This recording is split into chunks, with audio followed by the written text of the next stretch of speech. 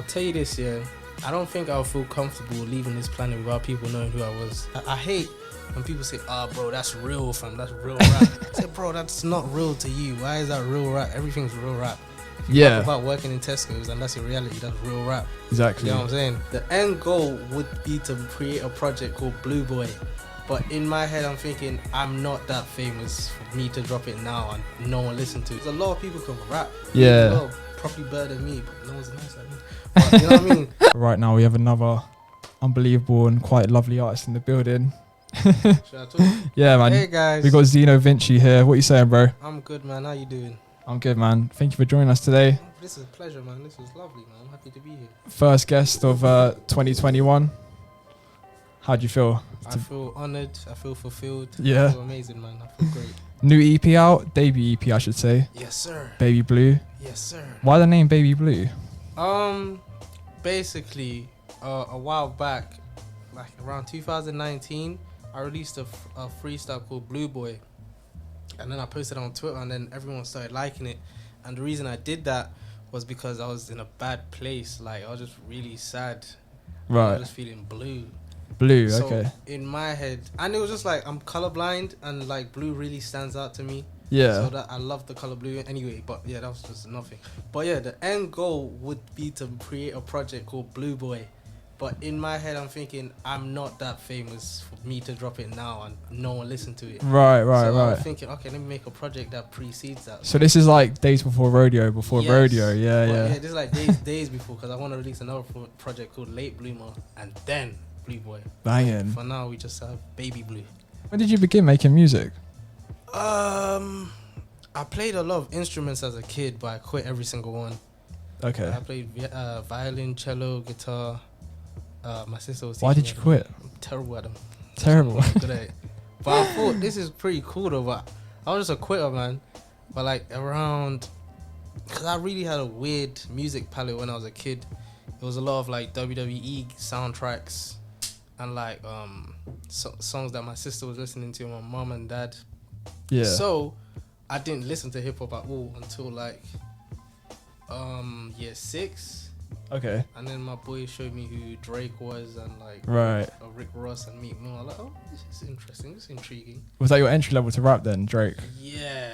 Crazy. Yeah. And then my sister showed me Kendrick Lamar, and then It was gone from there. yeah, man, I loved it. First people I really like got on with, like made me want to pursue rap was Childish Gambino, Tyler the Creator, and Kendrick Lamar. Yeah, that's what got me into rap as well. Like was Tyler the Creator. I think it was like a thing where they weren't like the other guys. Because I couldn't relate to that. I wasn't a gangbanger at 11. Right. I was just like a normal kid, and they were rapping about being normal guys. I'm thinking, Yeah.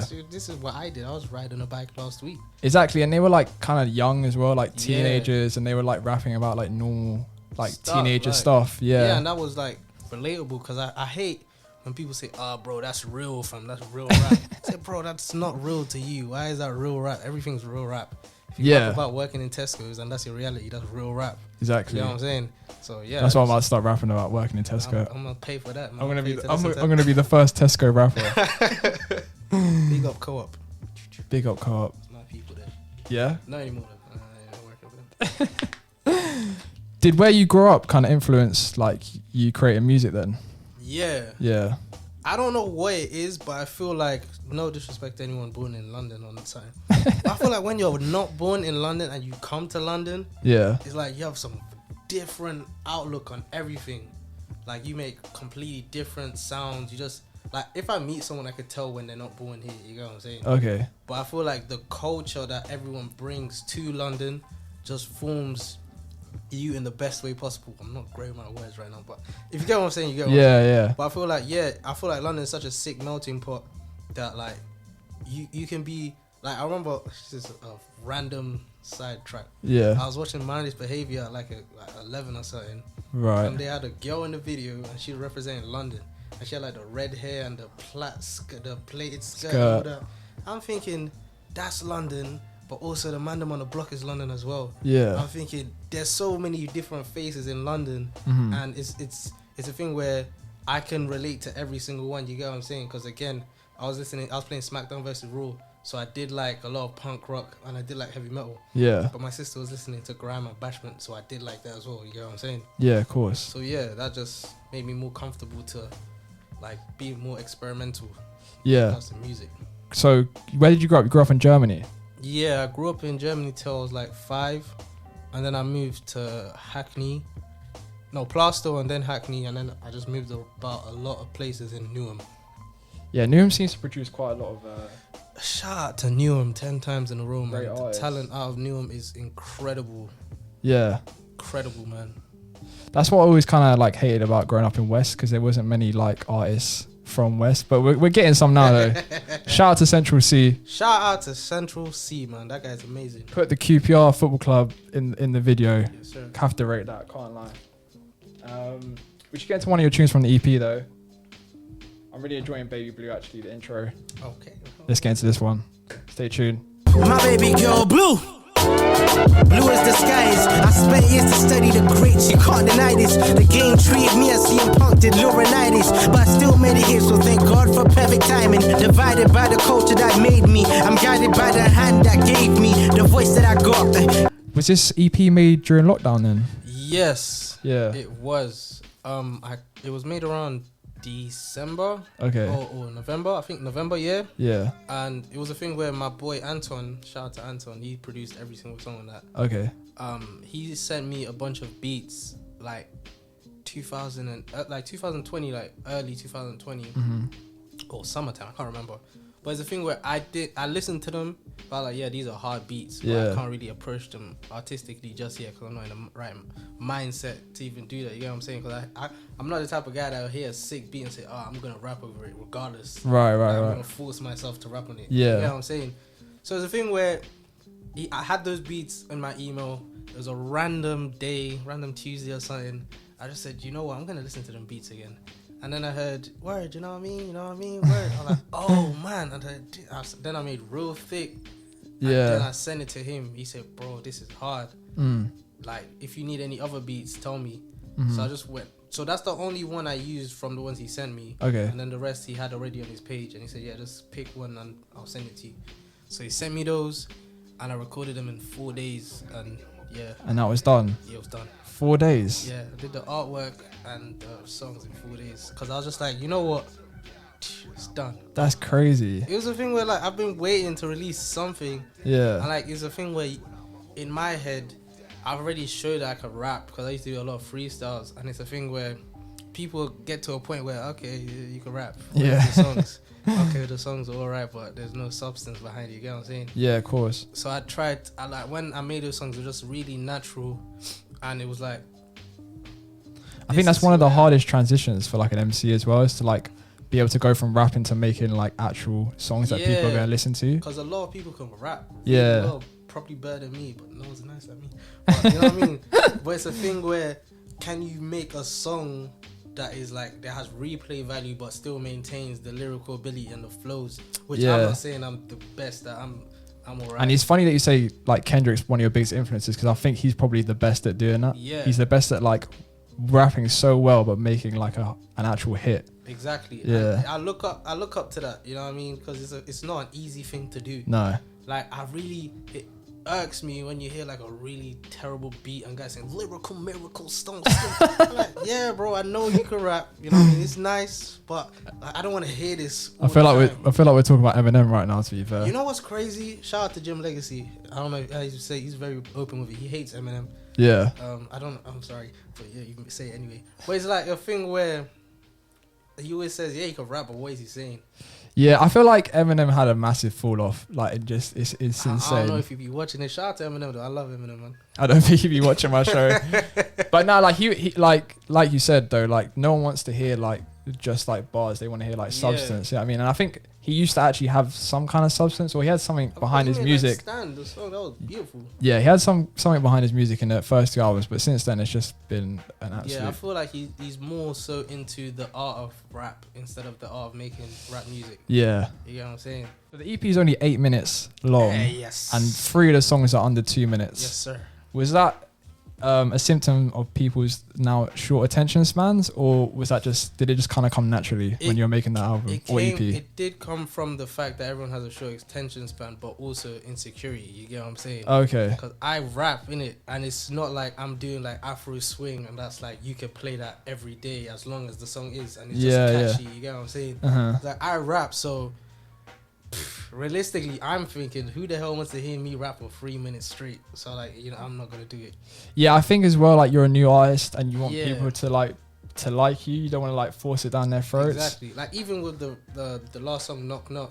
Yeah. I took a gap out of, like, I stopped rapping halfway and just let the beat speak for itself, and then I came out at the end for a little verse. You know what I'm saying? Because there's a thing where I don't think people want to hear that from me per se. I mean, they might want to hear it from you eventually, but do you kind of think the third verse is like dead now? Like the third verse in hip hop? I don't even like third verses. It depends though. That's what I'm saying. Because back in the day, the third verse was definitely very much a thing. Like songs were 3 minutes, 4 minutes long, but nowadays it's just like 2 minutes. You know what I think it is? Yeah, I was even talking about this with one of my boys. I feel like someone like Kendrick can get away with that for like 2 reasons. Obviously, he's a sick rapper. He makes sick music. Yeah. But it's a thing where we were all young when we found out who Kendrick Lamar was. Right. And it was a time where we were innocent, like life was great. Yeah. So when we grow up, if Kendrick drops an 8-minute song now, we're all gonna listen to it. 100%. If if a random geezer who's as lyrical as Kendrick drops an 8-minute song, I'm not listening to it. You get what I'm saying? Because bro, you're not invested. I'm not invested in that. You know what I'm saying?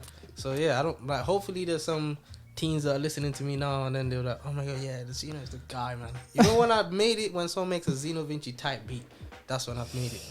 I see people like saying that as well. Like a lot of artists, like when they like look up on YouTube, like I remember seeing Sam Wise post about like he saw like a Sam Wise type beat and he was like, I've made it. Gasses you, man. Yeah, definitely sick, does. Bro.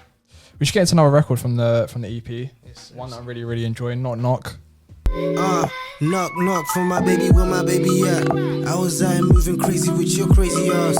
My little world needs some dough, I'm a piggy bank. She looked me in my eyes and said she love it. Knock knock for my baby, where my baby at? I was out here moving crazy with your crazy ass. Knock it out the park. Knock it out the park. Grab on your body now, it's on the floor. Look me deep inside my eyes, you know there's more stored.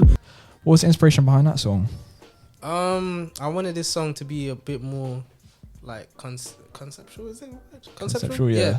Because obviously to the naked ear, I don't know if that's even a thing. To the naked ear, that's like a love song. You get what I'm saying? Like those late 90s, early naughty videos. Like the guy would be outside of the window. With the boombox dashing things like knock knock. For my baby, where my baby at? Right. You get what I'm saying? But I wanted it to have like a twist. So the first part is a love song. Right. But then at the end, it grows into something really toxic. Okay. And the guy starts to like, instead of like gentle knocking, he's trying to knock into her house. I see. You get what I'm saying? Yeah. And like, it's like he's threatening to kill her and stuff. Mad.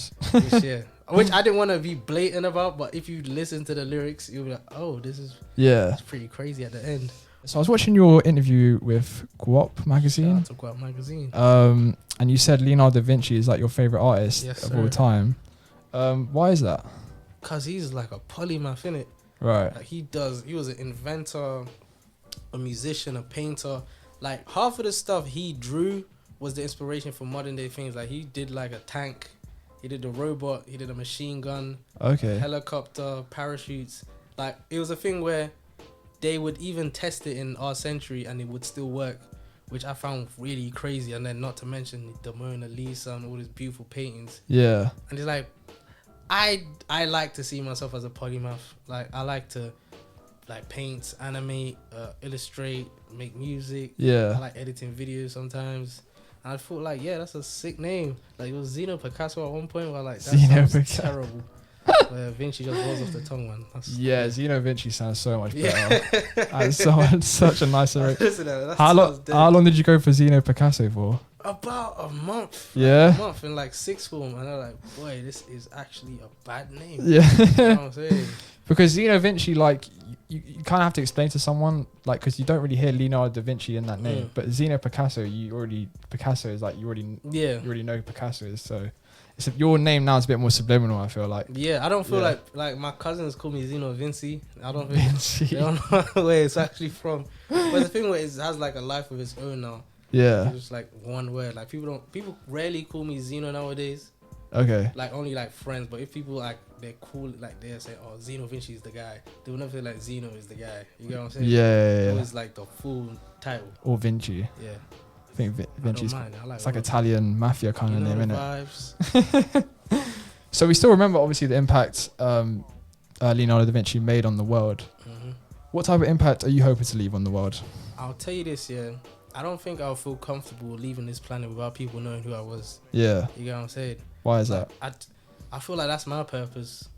You know right. I mean? Like I'd love to be the guy that I want to be someone's Kendrick Lamar. I want to be someone's Drake. I want to be someone's Michael Jackson. You get what I'm saying? I want to be the reason somebody wanted to do good. Yeah. Okay, they heard the music, like, oh, this is a good song. I want to try and do that. Yeah. You know what I'm saying? Or like that's just in like different aspects. Like they might see a painting and say, oh, I like the way he paints, or he does this and that. I would like to do that as well. And if I do that to at least one person, that's sick as hell. You know what I'm saying? Because you'd never know who they will grow up to be. And they'll be like, oh yeah, Zino Vinci was the reason. Not like I'm begging for clout or nothing. But no, I hear what you're saying. You want to be an inspiration to people. Yeah, it's cool, man. It's not like in a clouty way either. Like I think that's a positive way to like live your life as well. I feel like everyone wants to be some type of inspiration to someone. You know what I mean? Like even like it's not even like the whole thing. Obviously, I feel like people lie a lot when they say they don't want music or like money from the music. Like come on now, the money's nice, isn't it? But I want the money just to better the people's lives around me. You get what I'm saying? Yeah. Like I like giving opportunities to people that I know. Like if I'm going somewhere, I'll give a shout out to people. At least maybe someone. You dig what I'm saying? Well, you want to better yourself, and then you can better other people. Of course, yeah. So that's why I'm just trying to. I'm like really putting myself out there now, because before I dropped the tape, you wouldn't even know how I looked like. Really? Yeah, I never posted my face, never posted nothing. But now you're out here. Yeah, man. I'm out here. I got braids now and everything. Yeah. So what can we expect from 2021, man? Anything?